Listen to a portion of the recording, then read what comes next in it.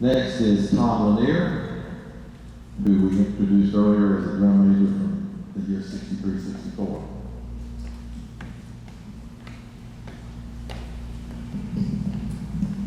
Thank you very much, and I'll make this brief.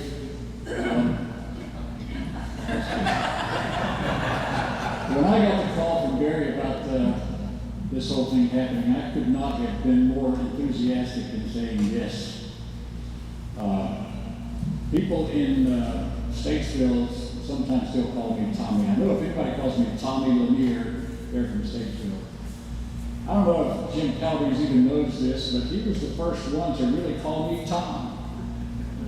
And you know, that meant a lot to me. It's kind of funny how some things can make you feel a little bit better about yourself. And I thought, well, he sees me as kind of a grown-up.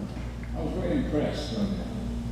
That was just one of the many things that Jim Calabrese has done over his career to instill self-esteem, self-confidence in people, in the young people that you taught. And I can look back on my career or my education, and I can't name anyone who had a greater influence on me at all than Jim Calabrese.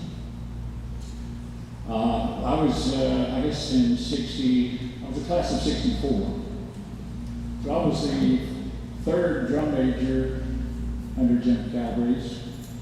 And I have a lot of fond memories. I won't share all of them with you, but I will tell you the story that Jim told us once, and I don't know if this is true or not, but it struck me as funny at the time.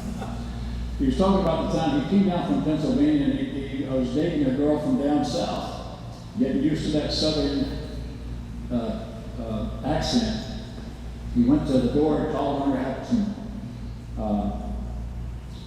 waited at the door. She came through, and he had some flowers in his hand. She opened the door and said, "My, what pretty flares."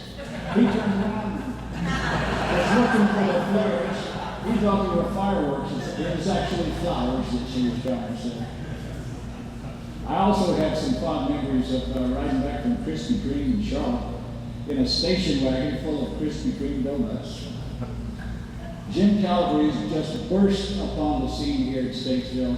He had an immediate impact. He was such a dynamo.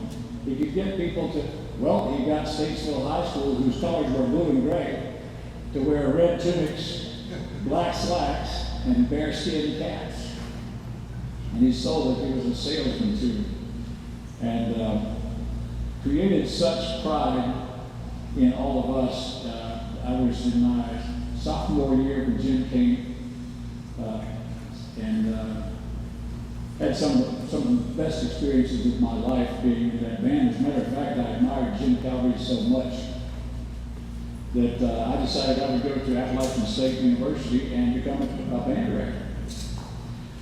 Jim had such an infectious enthusiasm. Sadly, his vast knowledge of music theory was not infectious, and I didn't catch that. So I learned that music was probably not my best career, so I went another direction. But I feel very fortunate to have this opportunity to tell Jim Calabrese how much I appreciate what you've done for me and a lot of other kids like me. We love you, and always have.